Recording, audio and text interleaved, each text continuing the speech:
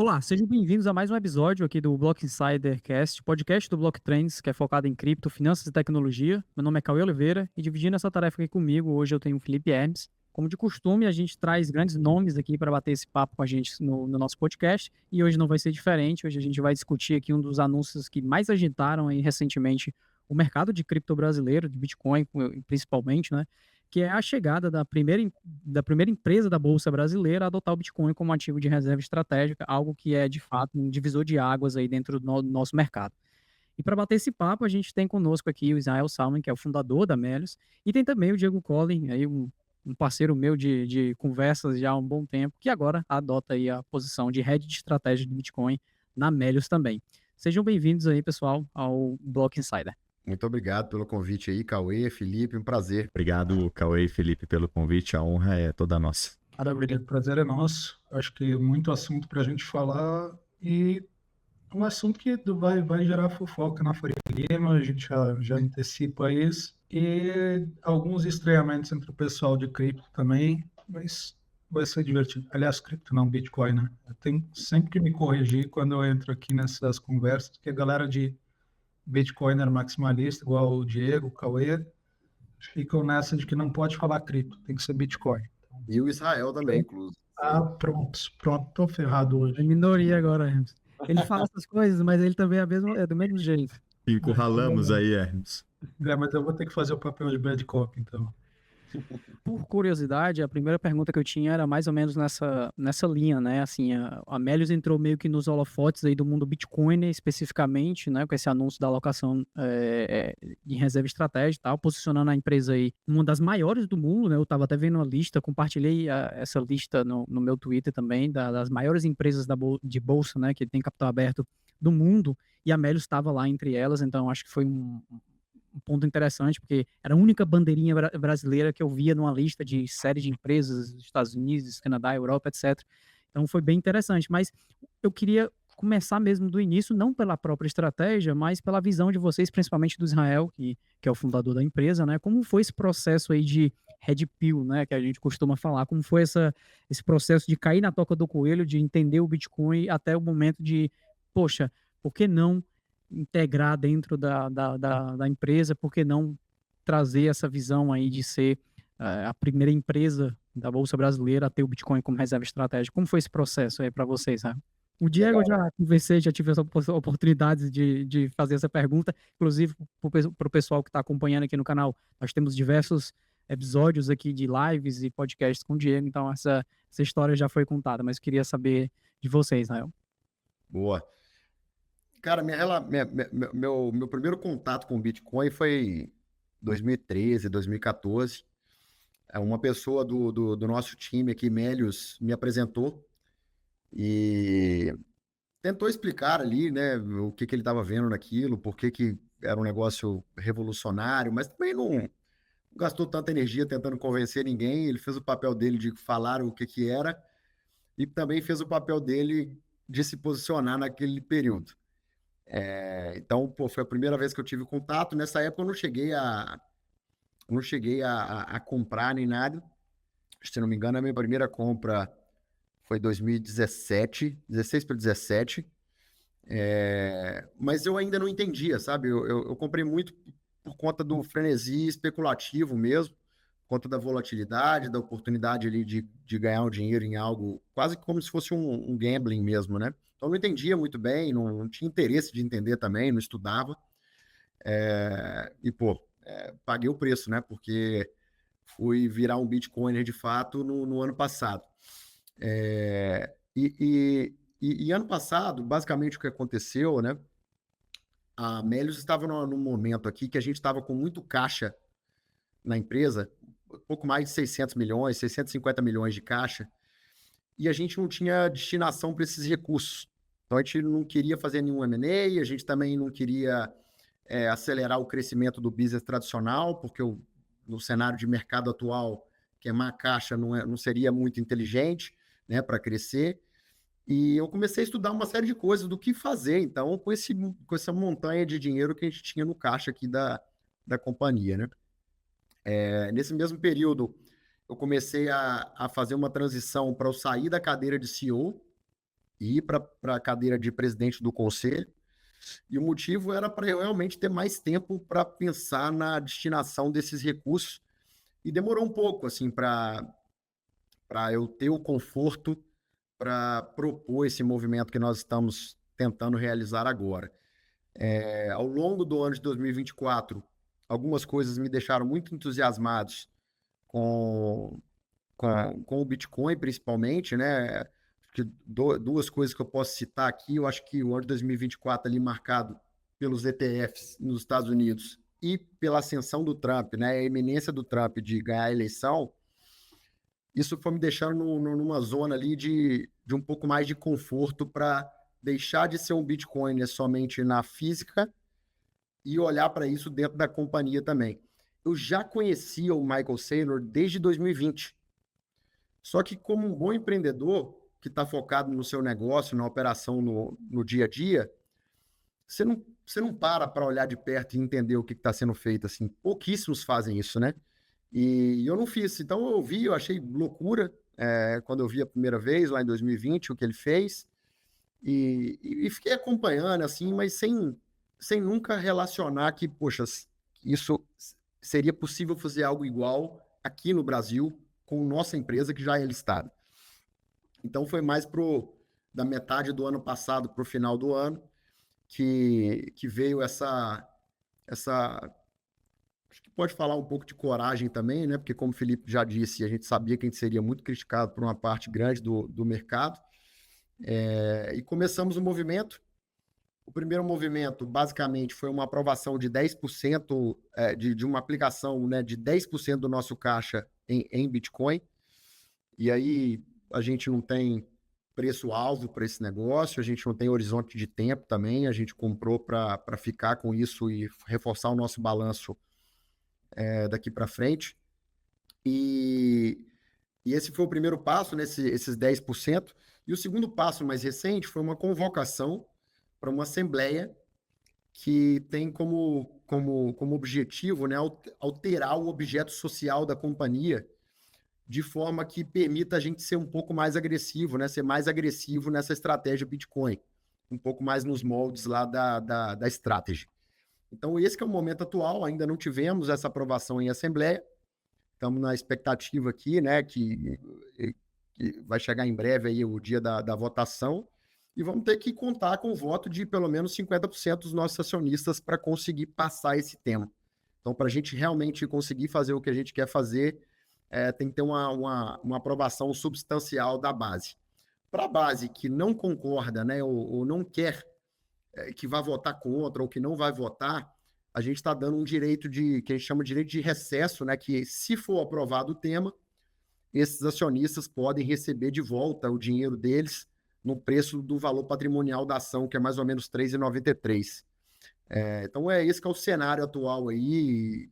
Estamos numa expectativa grande aqui para saber se nós vamos continuar nessa estratégia ou não. Antes da gente continuar com o conteúdo, deixa eu te contar como você pode ganhar até R$2.000 de bônus de boas-vindas com a OKX. Se você ainda não é cliente da OKX, você é nosso convidado para participar da campanha Teste e Ganhe. Primeiro, você precisa se cadastrar nesse link aqui embaixo. Feito isso, basta voltar para essa página e clicar em participar para estar dentro da promoção. Em seguida, você precisa realizar 3 missões. Eu sei, parece muita coisa, mas por R$2.000 eu te garanto que é bastante simples. O primeiro passo é depositar qualquer cripto no valor equivalente a $20. O segundo passo é seguir o bot de DCA do Blocktrends. Esse bot está programado para realizar compras periódicas de Bitcoin. Ao atingir $500 de compras, você já recebe $50 de cashback. É isso mesmo, são 10% de cashback sobre esse valor investido. Mas você pode obter retornos ainda maiores. Basta você depositar, como está sendo exibido aqui na tua tela, e você vai obter agora os bônus de 100, 200 ou $300. Fazendo isso, você pode ganhar até $2.000 de cashback no valor investido. E não não só isso, você vai estar dentro da exchange voltada para o público brasileiro,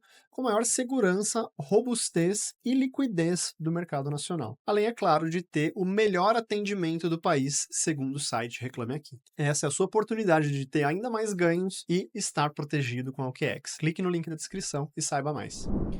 E até para dar um follow-up dentro dessa mesma pergunta, eu acho que isso já foi uma coisa que surgiu mesmo assim, de dúvida minha, porque é interessante ver esse processo numa empresa brasileira, porque a gente consegue ter um acesso mais próximo, né? A gente não sabe como é que foi lá na Strategy, não sabe como é que foi na Cenlen Scientific, mas a parte da cultura interna da empresa, como é que ela se alterou, como é que você introduziu, eu não sei se foi somente você ou se teve outras pessoas que introduziram essa ideia, porque o Bitcoin, ele acaba, para muitos, né? Eu acho que até mesmo para nós que somos mais bitcoiners ferrenhos, ele não é mais assim somente uma unidade monetária, ele passa a ser uma ideia, né? Então acho que o processo de compreensão da ideia, ele surge em diversas etapas.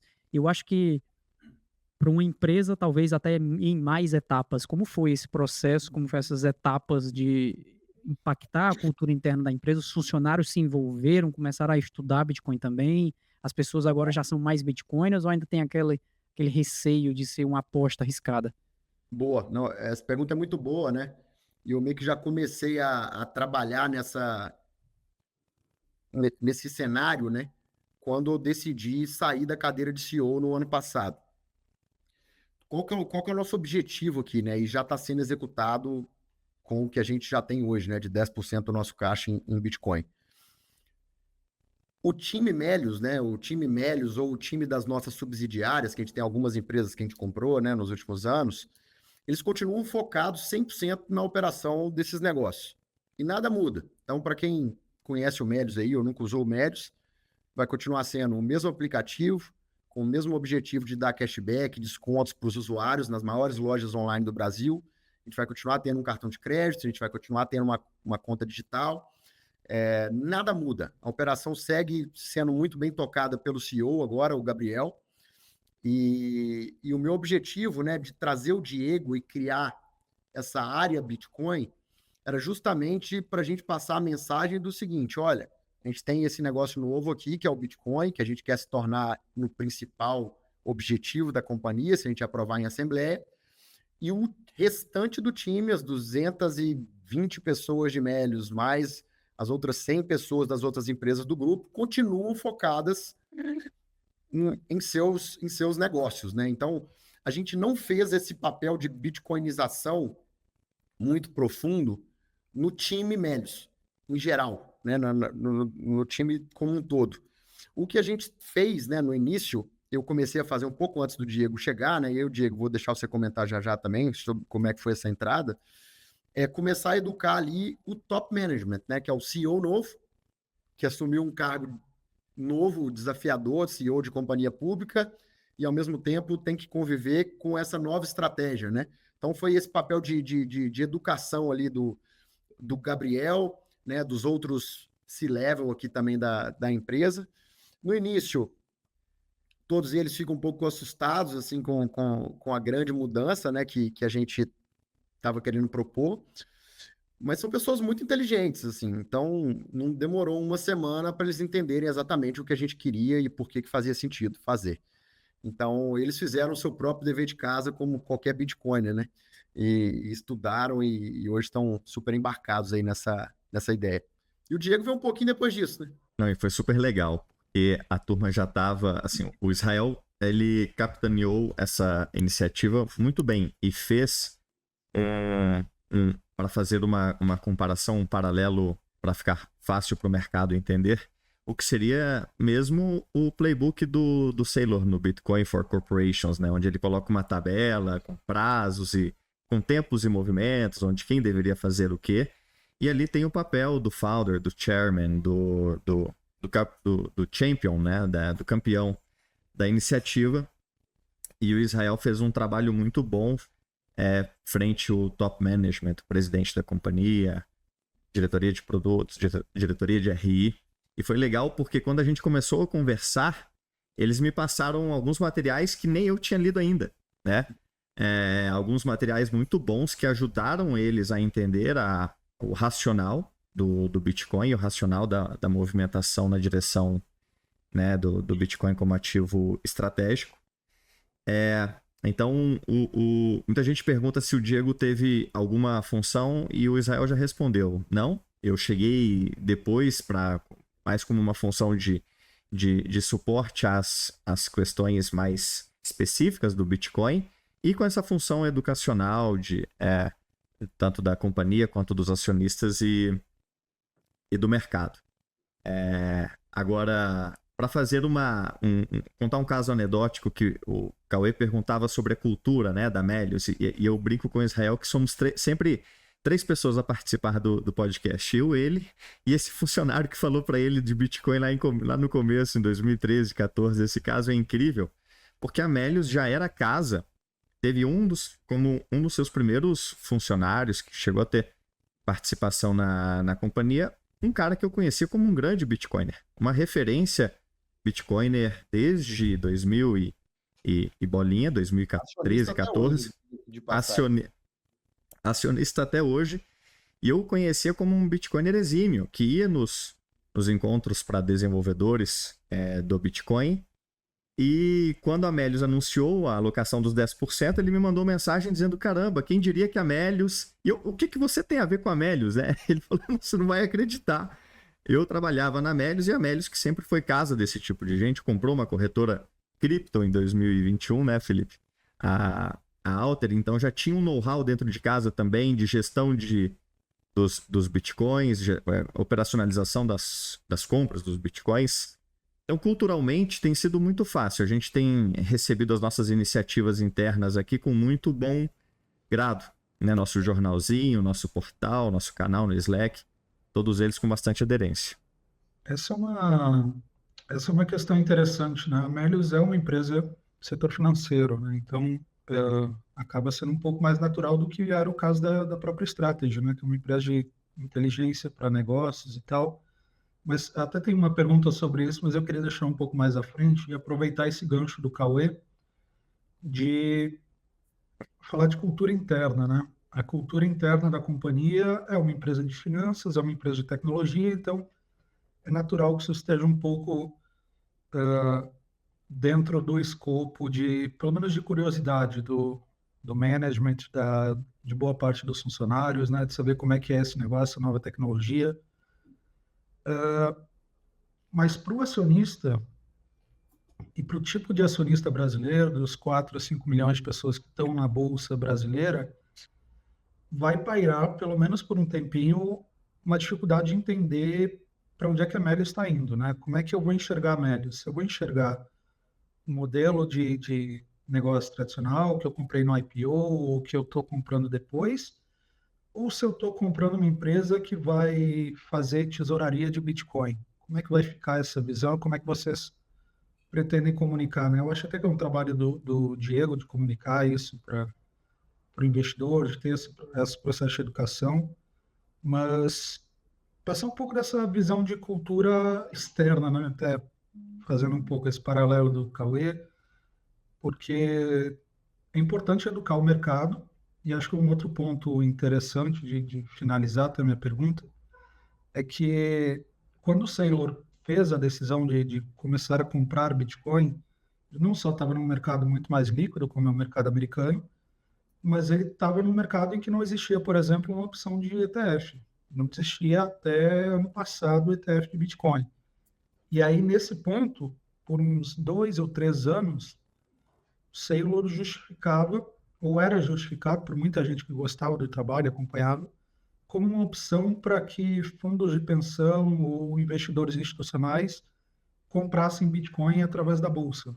Então, ele ganhou essa ajuda e ele estava num mercado que acho que em valor de mercado é 80 vezes maior que o brasileiro, ou em número de investidores é 20 vezes maior que o brasileiro. Como é que vocês esperam que seja a reação desse acionista de varejo no Brasil e como é que vai ser comunicar para ele essa nova visão da Melius? Legal. A nossa ideia é ser bem transparente, assim, a gente já está fazendo isso nos comunicados que a gente tem soltado, né, que a gente que são relacionados ali à Assembleia. Mas tem 2 cenários. Cenário de não aprovação, nada muda. A companhia continua com 10% do caixa alocado em Bitcoin e a missão da companhia continua sendo crescer o Melius, crescer o business, exclusivamente o business Melius e as suas subsidiárias aqui, né, nos produtos que a gente já tem hoje. Se a gente aprova isso em Assembleia, o que muda basicamente é que a companhia continua com esses business operacionais, tem uma caixinha aqui que são os business que geram caixa para a companhia, mas o objetivo principal da companhia é acumular Bitcoin. Então, a gente vai ter o Bitcoin Yield, né, se aprovado, como a principal métrica de sucesso da empresa. E a gente começa no início, né, alocando o restante, né, enfim, mais um percentual maior do nosso caixa em Bitcoin, se aprovado em Assembleia.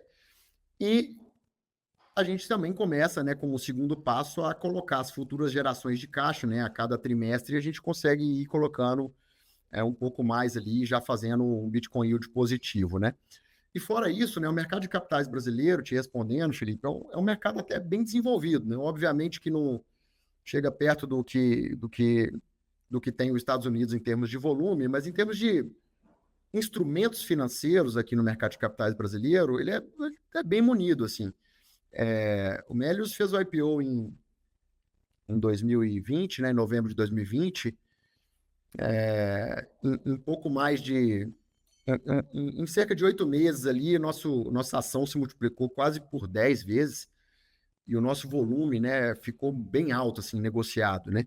Para você ter uma ideia, a gente faturava ali uns 200 milhões de reais em 2021, 200 e poucos milhões, seus números certos agora, e a companhia girava, né, na segunda metade do ano de 2021, de negociações na Bolsa, 250 milhões de reais por dia. Sendo que tinha dia que a gente passava de 500 e teve dia com 700 milhões de volume, que foi o nosso recorde.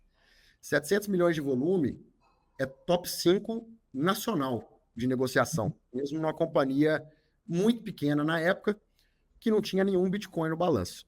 Sim. Então, eu vejo no mercado... No mercado brasileiro, todas essas possibilidades, né?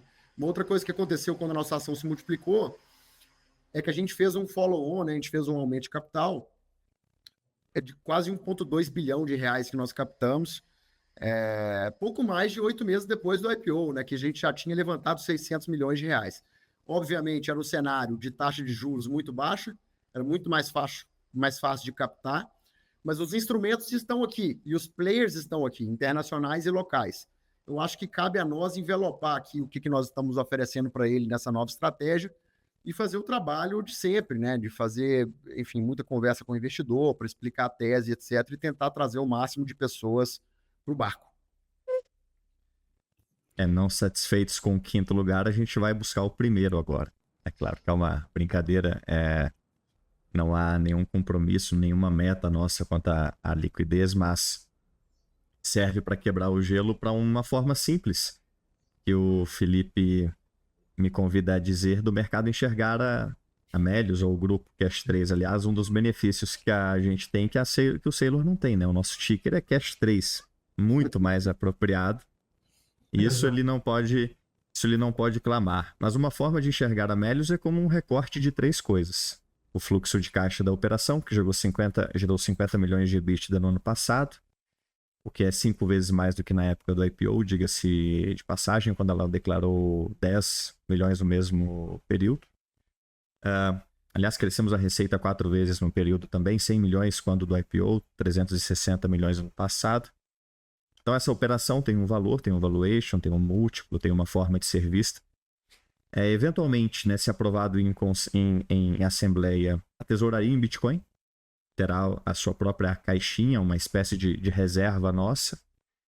E, por fim, essas próprias iniciativas financeiras, elas podem ter em si próprias, né, uma geração de valor, uma vez que nós podemos usar algumas iniciativas para aumentar a quantidade de Bitcoins por ação de forma dissociada, inclusive, do que a gente já vai ter de Bitcoin e de forma dissociada da operação. Iniciativas de tesouraria, basicamente. Então, se você entender a companhia da ótica de quanto vale. Quanto valem essas iniciativas de tesouraria, né? Essas iniciativas financeiras que geram bitcoins por ação. Quanto valem os bitcoins em tesouraria e, por fim, quanto vale o negócio por trás. E aí você tem uma somatória de 3 coisas, das quais você deverá derivar o valor da empresa. E enquanto o mercado já aprendeu a avaliar, né, a operação da companhia, o nosso dever de casa agora é ensinar o mercado a avaliar a tesouraria em Bitcoin, e para isso ensinaremos sobre o Bitcoin, e avaliar, né, o papel dessas iniciativas, o papel desse trabalho de tesouraria para aumentar a quantidade de Bitcoins por ação. Ô Felipe, eu não respondi uma das suas perguntas, né? Sobre a questão dos ETFs que começaram a competir com o Saylor, né? Como esse... Ele veio antes, né? Então ele teve esses 2 anos de vantagem em relação aos ETFs. eu acho que ele, poxa, foi uma excelente vantagem, né? Ao mesmo tempo, o Bitcoin ainda não tinha a adesão que tem hoje, talvez não tinha também o clamor que tem hoje ali, não estava tão nos holofotes como está hoje. Mas eu acho que a continuidade da estratégia da MicroStrategy, mesmo no momento que ela compete nesse sentido com os ETFs, eu acho que é uma sinalização muito positiva, não só para o Melius no Brasil, mas como para qualquer outra empresa no mundo aí que queira replicar essa estratégia, né, sendo uma companhia pública. Então, eu acho que o mercado já tem o que é necessário para, eventualmente, uma tese dessa dar certo. Assim. Não acho que isso inviabilizaria, sabe? E não é que a MicroStrategy tenha estagnado desde a chegada dos ETFs. Só para dar um contexto para o mercado, desde que os ETFs chegaram, a MicroStrategy fez mais 6x. Se você for pegar de janeiro a dezembro, ela foi de 60 a 360 dólares em 2024. Então, é possível dizer que o cliente da ação da MicroStrategy nunca foi aquele que queria exatamente a performance do Bitcoin, pois esse se satisfaz mesmo com o próprio Bitcoin ou com os ETFs. Mas a gente pode falar disso, mas se você recortar os diferentes públicos da Bolsa de Valores, aquele que está especialmente interessado nas ações da MicroStrategy é quem quer eventualmente bater, né? São os arrojados não satisfeitos com a performance e a volatilidade do Bitcoin e topam maior volatilidade em busca de maior retorno. Então não competem diretamente entre si, são 2 bichos distintos e é claro, a gente pode entrar no mérito de por que não são iguais como muita gente pensa. E se educação é um tema importante para você nesse ambiente cripto, saiba que a gente consegue te dar acesso a mais de 50 cursos, comunidades exclusivas, carteiras recomendadas, análises diárias de preços e muito mais na nossa plataforma educacional blocktrends.app. A gente vai deixar aqui na tela o QR Code para você ler com a câmera do seu celular e também aqui na descrição desse vídeo você vai encontrar o link para que você possa se cadastrar e fazer parte da maior comunidade de pessoas interessadas em evoluir no mercado cripto aqui do Brasil. Agora, de volta ao conteúdo. Eu concordo com isso que o Diego falou, até mesmo porque eu acho que a visão de que MicroStrategy seria o proxy para o Bitcoin dentro da Bolsa de Valores, eu acho que não se configura mais hoje, né? Principalmente porque a estratégia do Saylor não é mais apenas acumular o Bitcoin, mas gerar valor ao acionista com esse Bitcoin acumulado. Eu acho que isso é um dos pontos que, inclusive, ainda falta de compreensão e acho que agora falta ainda mais para o mercado brasileiro, porque vocês vão utilizar, o Israel chegou a comentar, o Diego também, sobre uma métrica chamada BTC Yield, né, que é o ganho gerado ao acionista por acumulação de Bitcoin. E eu queria até aproveitar, tinha várias coisas aqui que vocês comentaram que valia a pena a gente destrinchar um pouco mais no termo operacional da coisa, porque eu sei que para muitas pessoas que enxergam e já investem em empresas tradicionais da Bolsa, tem diversas métricas, diversas formas de avaliação de empresa, mas hoje nós temos formatos diferentes para essas empresas que estão adotando o Bitcoin como reserva estratégica, porque essa avaliação da empresa ela não funciona mais do método convencional. Agora você tem que enxergar algo que vai além do que o próprio sistema financeiro tradicional provém, não é? E hoje empresas como a MetaPlanet, Scientific, a própria Strategy utiliza essas métricas como, por exemplo, o BTC Yield, né? O Bitcoin que eles têm lá em balanço.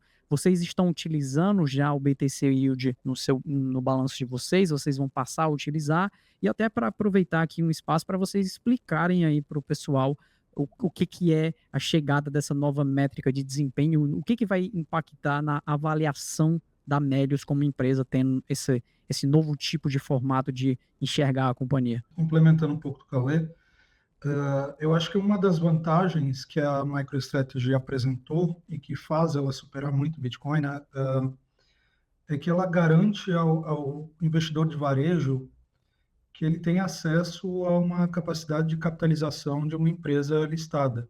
E isso, num país com um crédito restrito como o Brasil, vai fazer muita diferença. A meu ver, eu acho que é aí que a Melius tende a se destacar, é quando o valor de mercado superar a soma das partes, né? Quando essas três partes que vocês citaram, e até complementando isso, quando você começar a ter esse prêmio. E isso, para o investidor de varejo, vai fazer um evento, vai dar uma epifania legal na galera que investe em bolsa ali. Legal.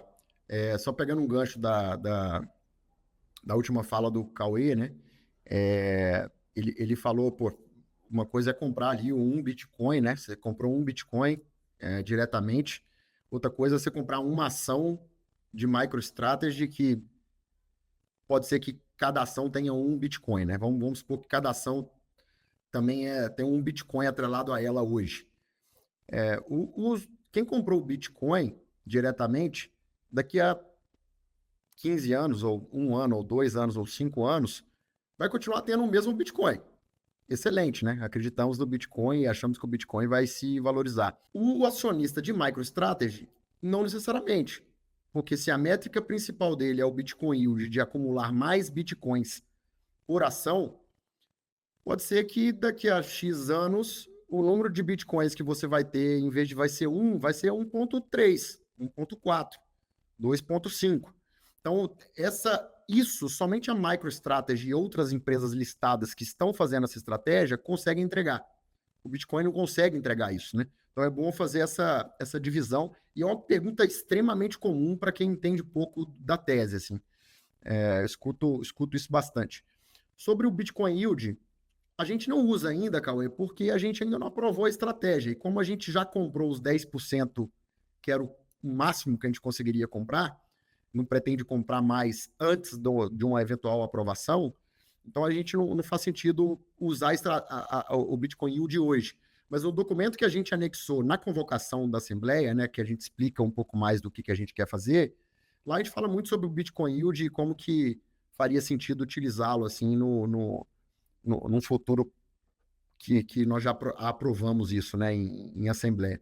Bitcoin Yield, que é um movimento super recente. Pode concluir, Israel, por favor. Tinha só mais uma pergunta que você tinha feito, né, de como que isso pode mudar a forma de avaliar fazer o valuation do Melius, né, como é que...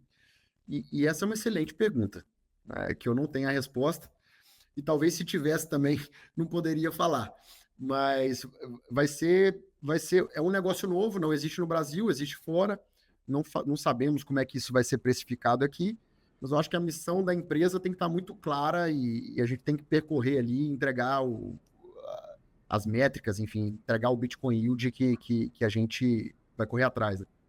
Esse é um trabalho para o Cauê lá no Block Trends Research para começar a agregar empresas também, né? Com certeza vai virar material de pesquisa, Melius. Podem Tem que esperar. ensinar a galerinha da Faria Lima a fazer evaluation agora. E para não deixá-los de mãos vazias, a gente tem uma referência, foi o presidente da MicroStrategy recentemente, ou agora Strategy, né? MSTR ainda, esteve no MIT Bitcoin Club fazendo uma palestra sobre por que o Bitcoin Standard é importante, e ele, no finalzinho, responde a uma pergunta muito parecida com a do Cauê. Então vou usar essa licença poética para passar um modelo que ele respondeu ao questionador na época, que pode ser um ferramental para o mercado precificar uma empresa que tem como principal função adicionar bitcoins por ação, né, ao longo dos períodos. E uma das formas pelas quais ele ferramenta o mercado para para ajudar a entender o quanto deveria valer a Strategy, é a companhia dele que já está nesse padrão há muitos anos, muito diferente da Melius. Então, feita essa salvaguarda, ele diz o seguinte, olha, sob a ótica dele, as iniciativas financeiras que eles fizeram no ano passado geraram 13 bilhões de dólares quando você traduz o Bitcoin Yield em dólar por ação, né? Então, você adicionou X Bitcoins por ação, e aí você tem tantas ações em circulação, então você adicionou X Bitcoins para os acionistas em geral. Esses Bitcoins, no final de 2024, valiam 13 bilhões de dólares. 13 bilhões de dólares em Bitcoin que os acionistas agora possuem e que não possuíam no início de 2024. Então, ao longo do ano, os acionistas no consolidado levaram para casa aí 13 bilhões de dólares, já consideradas todas as diluições de todas as operações correntes, já considerados todos os juros pagos dos instrumentos de dívida. Ele disse, como é que você precifica isso? A gente tem crescido esse número 60% ao ano, desde que a gente foi para o padrão Bitcoin, e nós temos outros 40 bi de Bitcoin em tesouraria. Então, como é que você precifica uma empresa que tem 40 bi de Bitcoin em tesouraria, adicionou 13 bi de dólares para os acionistas só no último ano e está crescendo nesse ritmo? Então, ele aplica lá um múltiplo, e um múltiplo de mercado, e chega em algo como meio trilhão de dólares ou 500 bilhões de dólares na precificação dele, no modelo dele, no mercado dele, no caso dele. E, óbvio, tem a MicroStrategy é especial por vários motivos. Mas um dos ferramentais foi esse. Traduzir o Bitcoin Yield gerado no período em Bitcoins, em dólares, e, por fim, aplicar os múltiplos de mercado normalmente aplicados à lucratividade da companhia. Preço, né, vezes lucro. Então, se você entender o Bitcoin Yield como uma espécie de lucro convertido em Bitcoin, você começa a ter um modelo adaptado ao Bitcoin Standard. Aí você coloca 30 vezes o lucro no mercado americano, dá uma grana considerável, né? Mas acho só importante lembrar que não é como se o mercado fosse rigorosamente correto ao precificar boa parte das ações, né? Então, esse problema de precificar o Bitcoin, e eu sempre lembro aqui de um valuation que o Morgan Stanley fez sobre a Tesla, que diz que a Tesla poderia valer entre 10 dólares e 450 dólares. E aí, logo depois, a Tesla foi a 2 mil dólares. Então, o mercado tem dessas, né? O mercado não galerinha de análise não é tão precisa quanto gosta de parecer. Deixa eu passar aqui para um tema que quando saiu essas notícias da Melius, né, o pessoal lá no nosso grupo Pro, teve muitas questões que eles mandaram lá e tal, mandaram para mim, inclusive, eu falei, pessoal, eu tô agendando aqui um tempo para falar com o Israel e o Diego, e aí eu consigo levar essas questões para eles, mas é algo que também foi trazido muito nas redes sociais e tal, que é, por um lado, o modelo de acumulação e, por outro lado, o modelo de custódia, porque isso é algo que até hoje ainda é discutido sobre a Strategy, ainda tem gente, eu vejo nas redes sociais, né, as pessoas dizendo que o Bitcoin da Strategy não é Bitcoin de verdade, que é Bitcoin de mentirinha, que não está em autocustódia, que a gente não tem o endereço on-chain, e até um ponto, porque eu faço muito rastreamento on-chain de empresas, de ETFs, etc., e a da Strategy está entre vários custodiantes, né? E a pergunta que eu queria saber agora na parte mais operacional e tudo, eu acho que talvez seja o Diego que esteja liderando essa frente. Como é que vai funcionar o modelo de custódia desse Bitcoin? Vai ser Bitcoin de verdade? Já para responder o pessoal que costuma falar isso nas redes sociais. E também eu queria entender um pouco da estratégia de acumulação de vocês. Tem algum racional por detrás dessa estratégia, igual a gente traz lá no Block Trends Pro, de ver o ciclo de mercado, estudar indicadores on-chain, ou é simplesmente um DCA com caixa, etc. Digo, depois de aprovar também, né? Eu acredito que uma coisa é como está agora, outra coisa é depois de aprovar a tesouraria em Bitcoin. E se vai ser puramente no spot? Vai ter emissão de dívida igual tem lá na Strategy, que hoje já faz via notas conversíveis, etc. Conta um pouco aqui sobre a parte operacional de como vocês estão fazendo isso. Eu acho que é interessante para o pessoal saber também. Quer começar, Israel? Colocar algum pano de fundo? Então tá. Bom, vou fazer a tradicional brincadeira de sempre. Aos sequestradores de plantão, e nem eu e nem Israel carregamos nenhuma das chaves, né? Acho que isso já responde a um pouco da curiosidade do pessoal. Não é assim que funciona, né? O Michael Saylor também, com certeza, não tem nenhuma das chaves. E o Moro, ele tinha uma frase interessante. Por questões de segurança, ele não falava de segurança, né? Então, tem um pouco disso também, né? Por questões de segurança, a gente também ainda não é claro quanto a como a gente faz. Vai ficar sempre um pouco embaçado por definição, né? É assim mesmo, é a nossa intenção. O que o mercado pode ficar seguro é que nós, mais uma vez, já desenvolvemos esse know-how dentro de casa desde 2021, quando compramos uma corretora. A corretora, por sua vez, já tinha esse know-how desde antes, né? Então, a gente herda esse know-how e infraestrutura. Hoje, a gente revisa tudo com os mais altos padrões de segurança em mente. Então, a gente conversa basicamente todos os dias com os maiores e melhores custodiantes do Brasil e do mundo, porque sim, já tem algumas opções surgindo no Brasil também, não é só mais aquele timinho, né, aquela panelinha global que todo mundo conhece. Então a gente é razoável você supor, e assim o Saylor diz e faz também, que distribuiremos a custódia entre alguns diferentes custodiantes, em diferentes legislações, né, em diferentes lugares do mundo, basicamente. Todos eles, e assim, não só são todos eles de nível global, mas a gente também tem o nosso próprio filtro. Então, há como você separar nesses custodiantes, que já são muito bons, aqueles que são um espetáculo mesmo, assim, que estão na fronteira do que é possível. Então, o que tem de melhor no mundo a gente vai usar, tá? Agora, resumindo a segunda parte, quanto a quando a gente compra os bitcoins e como a gente compra, acho que é seguro dizer que a gente não tem price target para o Bitcoin, a gente não compra o Bitcoin para vendê-lo a determinado preço no futuro. A gente gosta de dizer que não temos price target e que nosso horizonte de tempo é para sempre. Então, o preço ou timing in the market não é uma estratégia de compra nossa. A gente acredita que, se aprovado em assembleia esse movimento de fazer do Bitcoin o principal ativo estratégico da companhia, a compra recorrente com os fluxos de caixa futuros, né? Essa compra inicial com uma alocação maior da própria tesouraria e, eventualmente, essas iniciativas financeiras para adição de bitcoins por ação, elas, ao longo do tempo, gerarão valor suficiente para o acionista para não ser necessário nenhum tipo de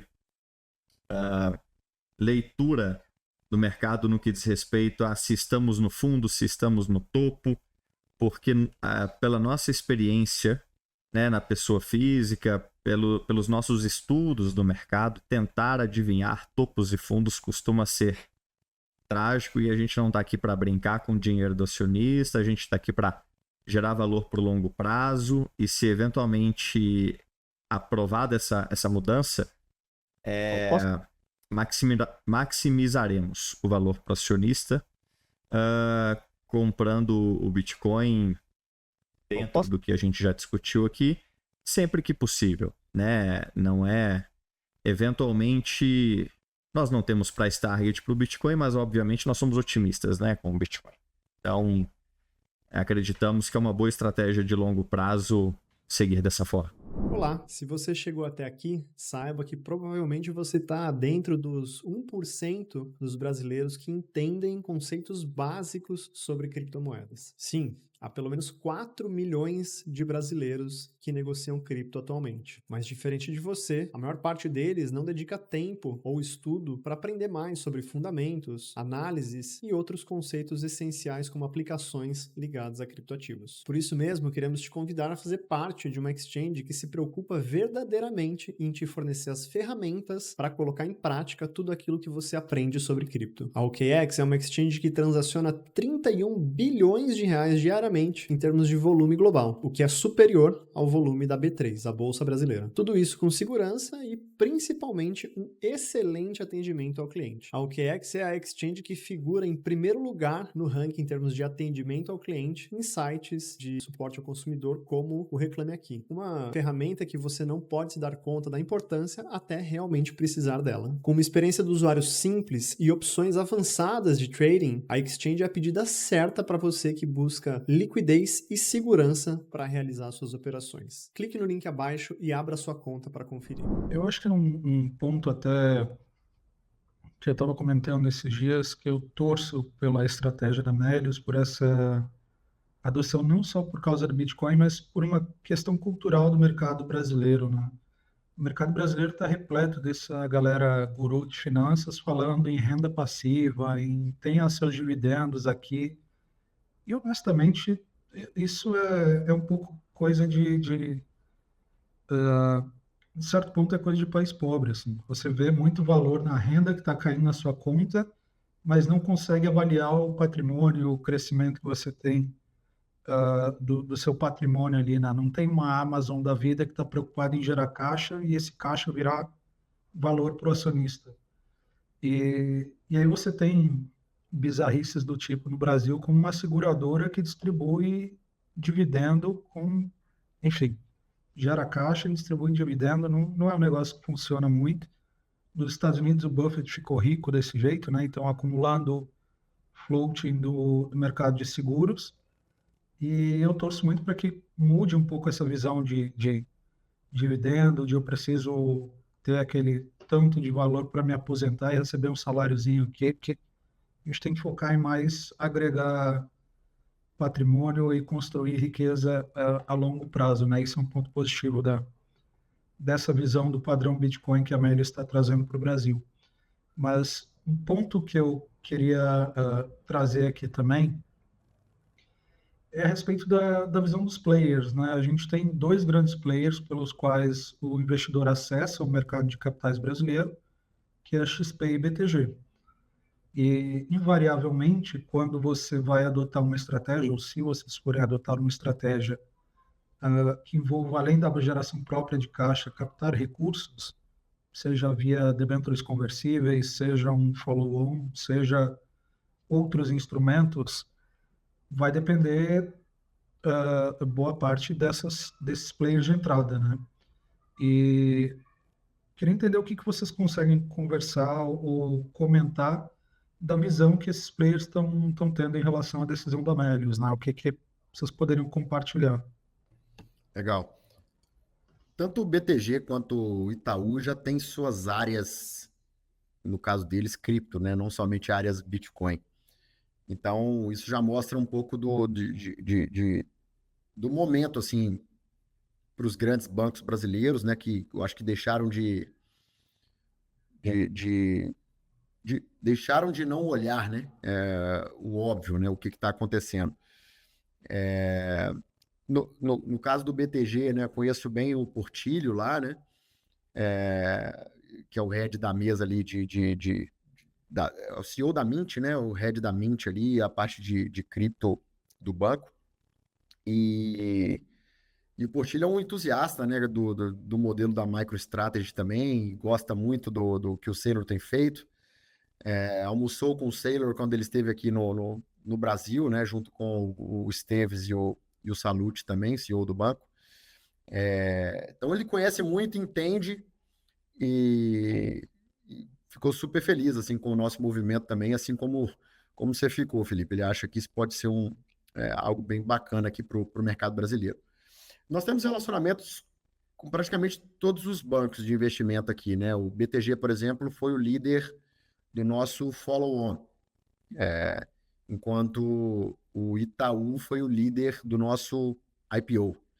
Então, a gente tem relacionamento com todos eles, enfim, conhece todos eles e gosto também deles.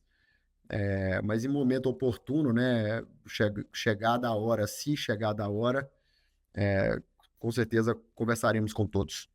Maravilha. Eu gosto muito do exemplo do Itaú, porque ele pega muito aquela frase de que no final acaba sendo inevitável, né? Então, o Itaú, há alguns anos, estava banindo conta de quem transacionava com corretoras de cripto, e hoje o Itaú tem o ETF dele. Então, mostra um pouco dessa evolução no mercado, evolução bem positiva, né? O Saylor teve no evento do Itaú, até onde eu lembro, agora dando palestra para a galera da Faria Lima. Mas um outro ponto também de peculiaridade do mercado financeiro brasileiro é que o Brasil é conhecido por ter a maior taxa de juros real do mundo, né? A gente tem uma taxa de juros aí de 14%, com inflação supostamente em 5%. Você está falando de um juro real de 9% ao ano. Você olha nos Estados Unidos, o Saylor está emitindo a debênture conversível a 0,25 ao ano. Isso afeta um pouco uma estratégia de acumulação da Melius? Ou pode, por exemplo, para um cara, como eu estava vendo o Renatão respondendo uma pergunta esses dias do cara falando, eu tenho 140 mil de limite no cartão e estou olhando aqui, posso comprar Bitcoin com isso ou não posso? O Renatão só dá uma risada e não responde nada. Mas tem uma galera que quer acumular Bitcoin e não tem acesso a fontes tão confiáveis assim para se alavancar, né? Enfim. E não tem essa capacidade de uma empresa de capital aberto.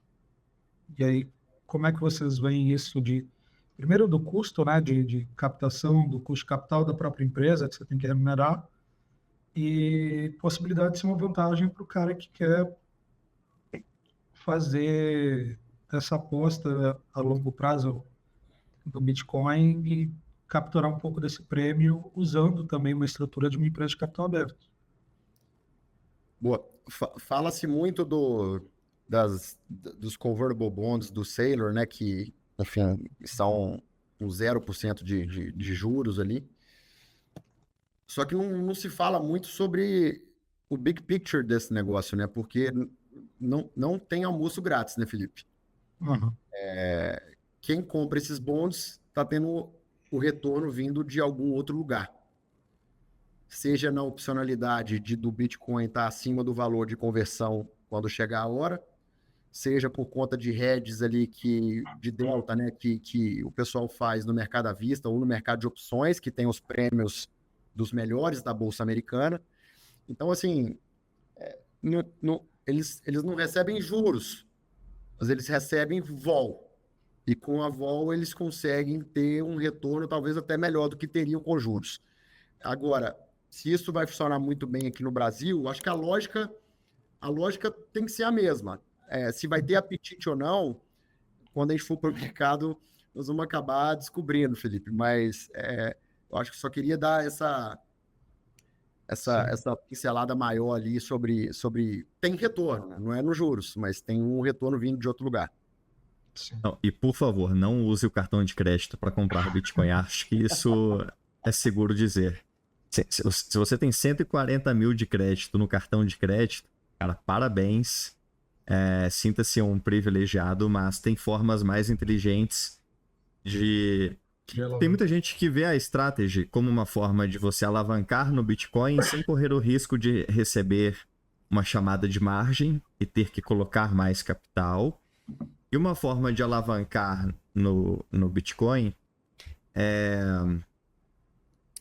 de uma forma onde você não tem que colocar colateral, né? Você compra um ativo mesmo, uma propriedade que o pior que pode ir é para zero, não pode ir tipo para menos toda a sua vida e mais um pouco, como no caso de uma alavancagem tradicional. Mas o caso eu nem gosto muito de dizer que a estratégia é como um ETF alavancado, porque uma vez que você estuda suficientemente o case, primeiro, a alavancagem dela é baixíssima sob qualquer ótica de mercado.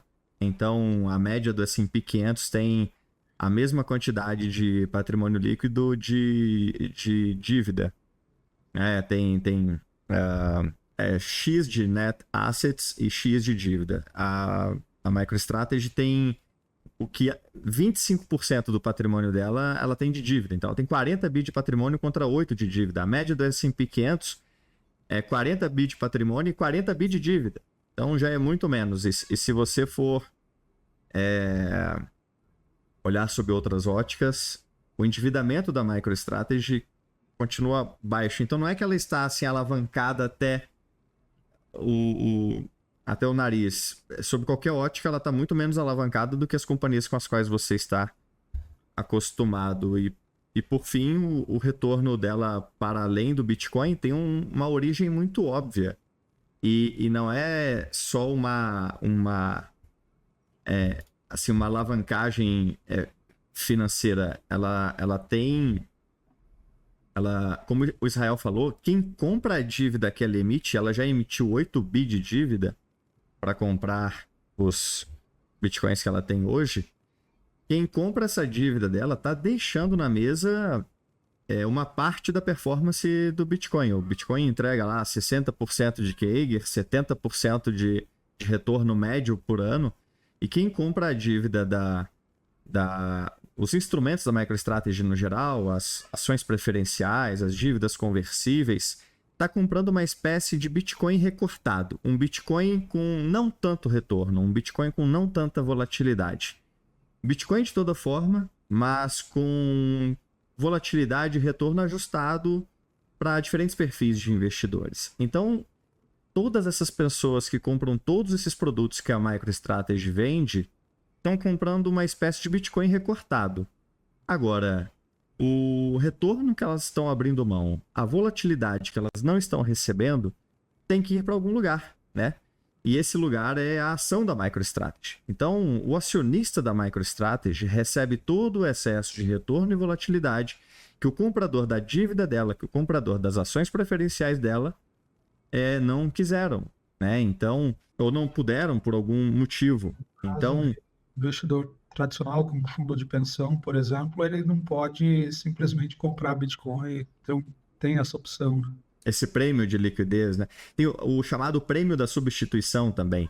O tesouro da MicroStrategy não vale só os 40 bi de mercado dos 500 mil bitcoins, mas valem o seguinte: quanto custaria você replicar o tesouro dela hoje? Tente comprar a mercado 500 mil bitcoins e você vai ver que o preço do Bitcoin provavelmente multiplicaria por 2 ou por 3. Então isso por si só seria capaz de justificar esse valor dela para acima do valor em tesouraria. E todas as Bitcoin Treasury Companies, todas as companhias que fizerem do Bitcoin o principal ativo estratégico, eventualmente começam a receber esse prêmio chamado de prêmio da substituição. Você, depois de 6 meses de estratégia, depois de 1 ano de estratégia, depois de 2, 3, 4 anos de estratégia, como é o caso da Strategy, simplesmente não consegue replicar a mesma quantidade de bitcoins da noite para o dia sem mexer no preço do Bitcoin. Então, por natureza, por construção, essas companhias tendem a valer mais do que tem de bitcoins em tesouraria. Um ciclo virtuoso onde, ao valerem mais do que os bitcoins em tesouraria, emitem as próprias ações, compram mais bitcoins, enfim, põe uma máquina em movimento muito interessante. Mas não vamos colocar a carroça na frente dos bois, né? Toda essa engenharia é um pouco difícil de entender mesmo. Sim. E se não formos passo a passo, o pessoal vai se confundir aí. E uma pergunta um pouco mais provocativa até.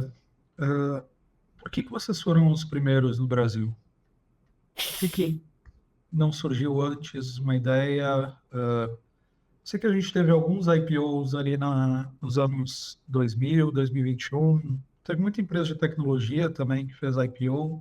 Algumas empresas do mercado financeiro estavam com caixa e o Brasil deu aquela virada que saiu de juro de 2%, foi para 12% de forma extremamente rápida, né? E foi por algo mais pessoal, de ter um envolvimento pessoal com isso, ter esse conhecimento, ou, enfim, alguma outra hipótese assim? Passa do pessoal, obviamente, mas eu acho que pensa o seguinte, né? O Melius com 250 milhões de caixa, sem dívida, e com um business, como a gente reportou agora há pouco, né? Com o EBITDA positivo no ano passado, né? Fez um turnaround, a companhia saiu de uma queima de caixa muito grande, que a gente estava crescendo, investindo para crescer, e agora está num momento positivo.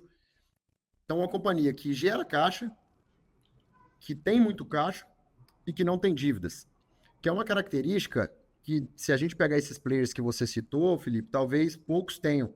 Eu estava pensando nisso.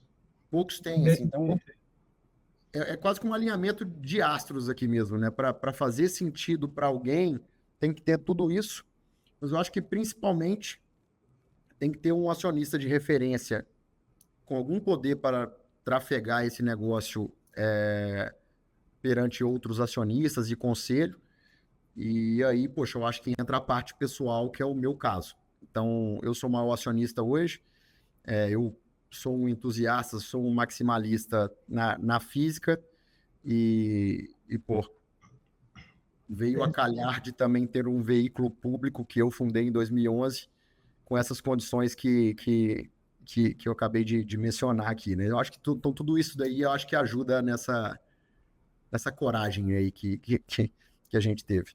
Eu estava com uns 3 nomes na cabeça aqui, principalmente, e aí você citou um ponto que, de fato, esses outros 3, um deles até tem um fundador que é entusiasta, que opera na física, mas não tem a parte da geração de caixa positivo.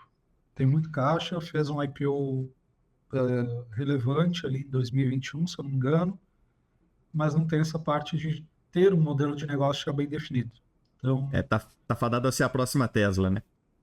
Pode até entesourar um bocado de bitcoins, mas eventualmente ser obrigado a queimá-los a mercado numa condição desfavorável e acabar sendo uma decepção para o mercado, como foi a Tesla. Essa resposta eu diria que tem uma parte filosófica interessante, mas uma resposta assim, técnica muito interessante.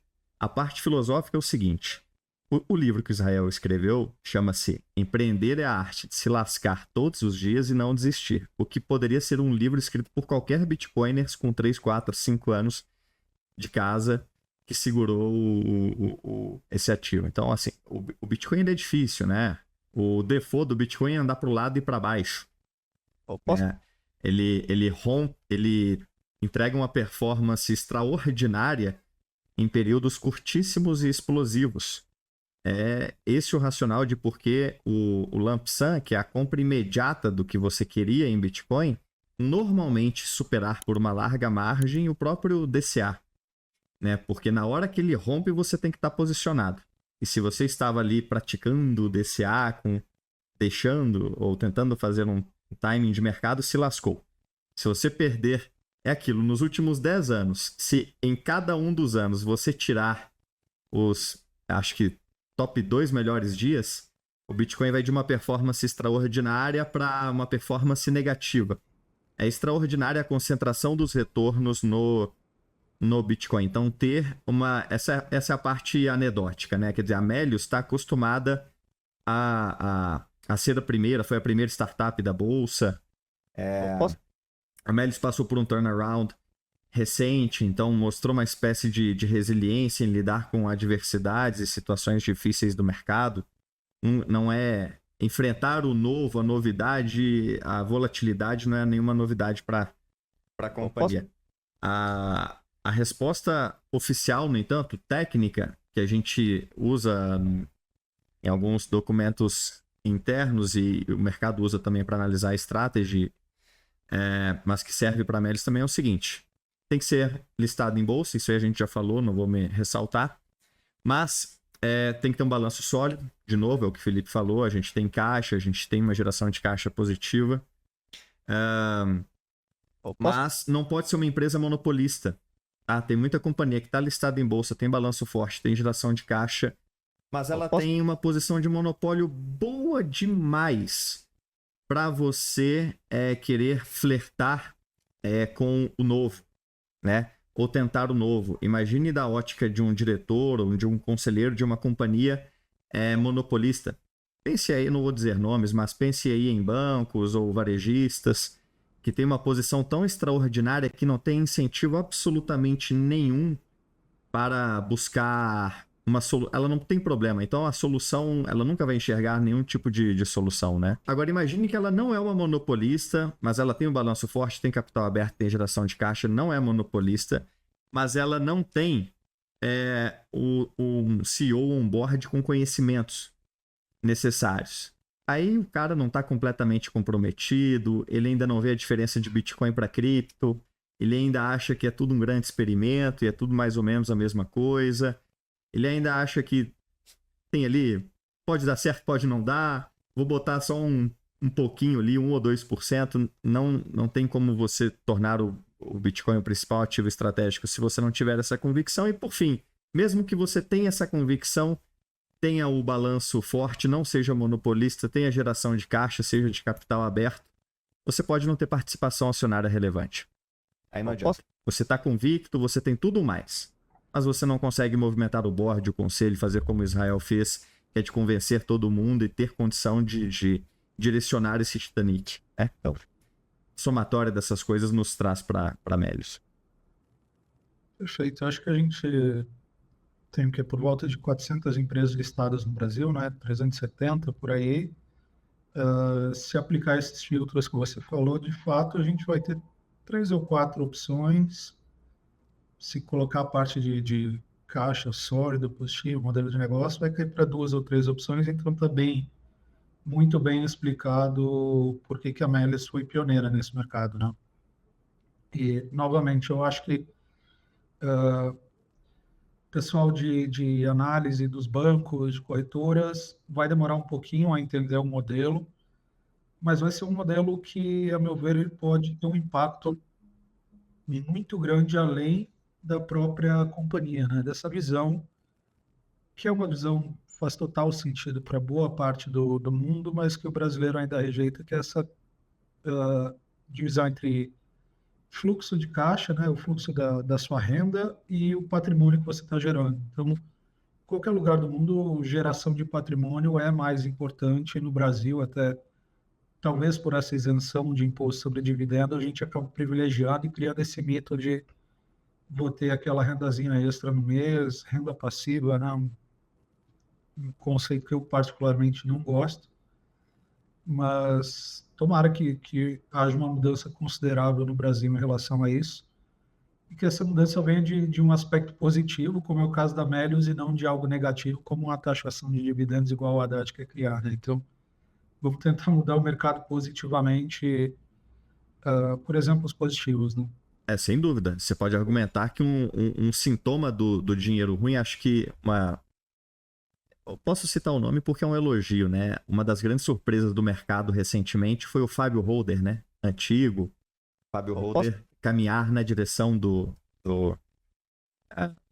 maximalismo, digamos assim, tendo feito assim, comentários muito, muito bons sobre o Bitcoin. E um deles é muito interessante, olha. O Bitcoin ele tem uma entropia, uma tendência ao caos, uma tendência à desvalorização, uma tendência à destruição, isso é entropia, né? É perto de zero, né? Ele tem um código imanipulável, um supply cap imutável. Ele não é como todas as outras coisas que possuem uma entropia maior e que estão sempre perdendo para a própria entropia. Caos, guerra, impostos, taxação, corrosão do tempo, impressão de moedas, diluição de todo tipo de problema. Então, tudo mais que tem uma entropia maior do que o Bitcoin tem que ter uma renda passiva, tem que ter uma geração de fluxo de caixa, tem que ter uma recomposição do valor perdido para a entropia. Quando você tem um sistema hermético, fechado, ou como o Saylor diz, termodinamicamente sonante, né? Termodinamicamente forte, um sistema selado mesmo, um sistema fechado como o do Bitcoin, para sempre cravado ali naquelas propriedades super restritas, você não precisa recompor o poder de compra perdido para a entropia, porque a tendência dele é o contrário. Num mundo cada vez mais caótico ou mais abundante, ele valer cada vez mais. Então, se for para ter geração passiva de alguma coisa, que seja de bitcoins, né? Não ia deixar de fazer esse ponto. Perfeito, perfeito. Gostei muito que você deu uma explicação filosófica para mostrar que eu não tô doido, ou pelo menos não tô doido sozinho. Achei muito É isso. reconfortante. Deixa eu aproveitar essa fala do Diego aqui, que ele comentou algo bem interessante, que é essa percepção em relação ao Bitcoin, né? A gente tem até investidores tradicionais, como você citou aí, que já vem de uma história de mercado tradicional, e eu cheguei a mandar alguns grandes textos pro Fábio, porque ele, de vez ou outra, colocava algumas coisas lá. Tem um questionamento aqui para os maximalistas. Como é que vocês me explicam isso? Eu falei, opa, falou aí maximalista, agora eu vou ter que responder. Aí mandei vários textos para ele bem grande, né? E uma das coisas que eu vejo assim é essa transição, não só de investidores, mas agora de empresas também e eventualmente de estados, né? Algo que a gente começa a ver agora mais com esse movimento lá dos Estados Unidos de trazer o Bitcoin Act como uma proposta de alocar recursos no Bitcoin em nível estratégico, soberano. Como é que vocês estão enxergando essa transição dos estados entendendo o Bitcoin, migrando para o Bitcoin, e se eventualmente isso vai se traduzir também em mais empresas se transformando nesse novo modelo, adotando o Bitcoin, não só adotando o Bitcoin, mas mudando o seu próprio modelo de negócios, né? Porque, por exemplo, uma das coisas que a gente vê e que se especula é que a Strategy, em determinado momento, possa se tornar não só mais uma empresa de acumulação de Bitcoin, mas fornecer serviços financeiros relacionados a Bitcoin, se tornar um banco do Bitcoin do futuro.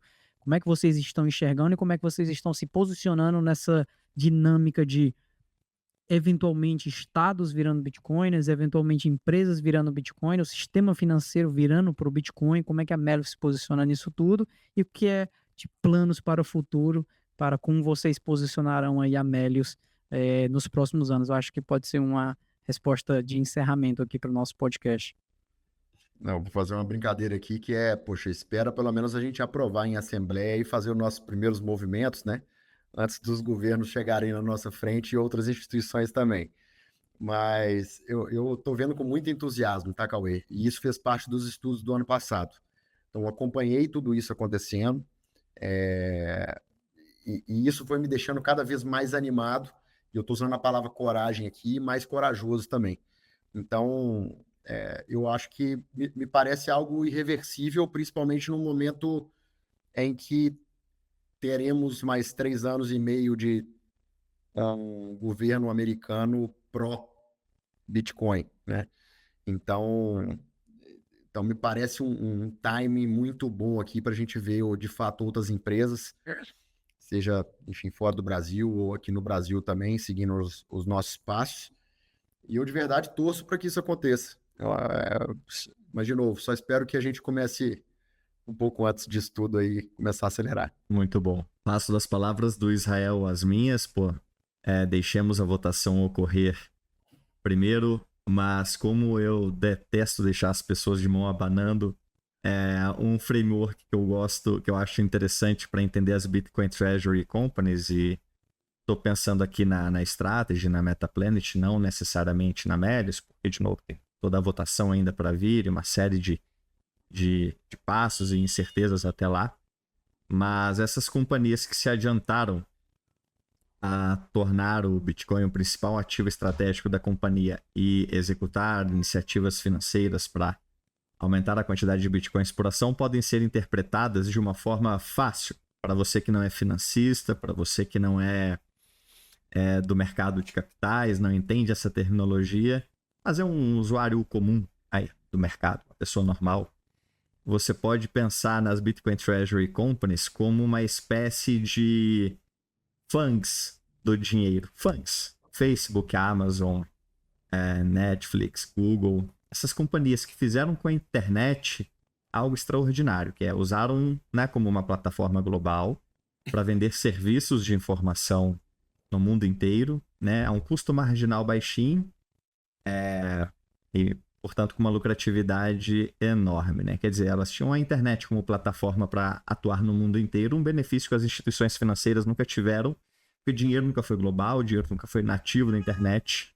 E é por isso que a gente não tem as FANGs do dinheiro, né? A gente não tem o equivalente das FANGs no mercado financeiro. O JP Morgan não está aqui no Brasil, o Itaú não está lá nos Estados Unidos, porque cada país é uma espécie de cercadinho tecnológico, político, tributário, que torna um pesadelo um banco atuar em outro país. De novo, porque os bancos não tinham o equivalente da internet para o dinheiro.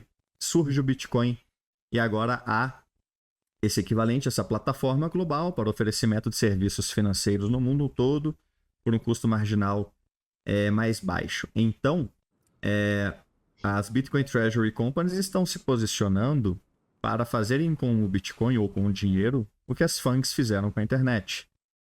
E provavelmente o Bitcoin reorganizará as maiores companhias do mundo, voltando para o topo das maiores empresas do mundo, as instituições financeiras, que historicamente sempre estiveram no topo. Perderam essa posição para as empresas de internet porque o dinheiro não era global e elas não tinham o equivalente da internet para o dinheiro. Então, as Bitcoin Treasury Companies se posicionam para enriquecer ou prosperar com o Bitcoin, como as companhias de internet enriqueceram e prosperaram com a internet, porque agora Bitcoin e internet se misturam e os serviços financeiros que a gente já conhece eventualmente serão oferecidos num novo padrão. A estratégia caminha para ser um Bitcoin Bank, isso o Saylor não esconde de ninguém. E nós estamos muito longe de fazer isso, é lógico, há muitos passos até lá. Hoje o que nós fazemos não tem nada a ver com isso, mas está aí um modelo, né,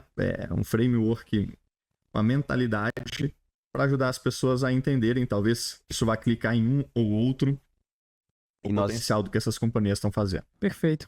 Eu acho que depois dessa visão geral aí sobre, não só sobre a Melius, né, mas até mesmo sobre a perspectiva que vocês estão tendo do mercado como um todo, eu espero que a gente veja réplicas, né, é questão de teoria dos jogos. Para quem já estudou teoria dos jogos sabe que o first mover sai, depois os outros começam a correr atrás.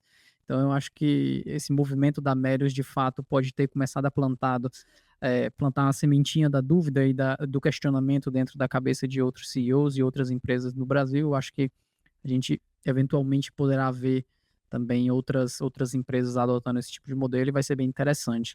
Eu queria, não sei se vocês tiverem mais alguma coisa para falar, mas eu já vou deixando aqui o meu muitíssimo obrigado pela disponibilidade de vocês de vir bater esse papo. Eu acho que foi de extremo valor. Espero que no futuro a gente possa fazer um segundo round ou trazer uma nova perspectiva sobre quando é que esses novos modelos de negócio poderão ser executados na prática, não é? Que a gente estava comentando aqui em relação à strategy evoluindo para esse tipo de negócio.